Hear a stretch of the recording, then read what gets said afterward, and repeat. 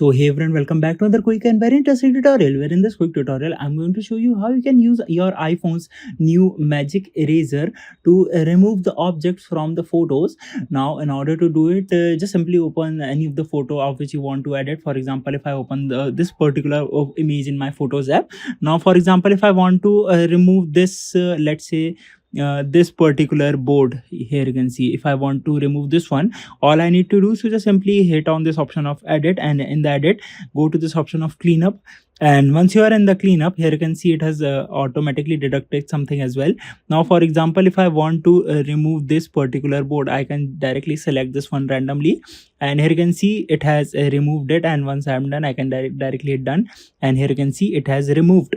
Alright, so that's it for this tutorial. I hope this video will be helpful for you. Make sure to hit the like button and subscribe button for more such helpful and interesting tutorials. See you in the next one. Take care.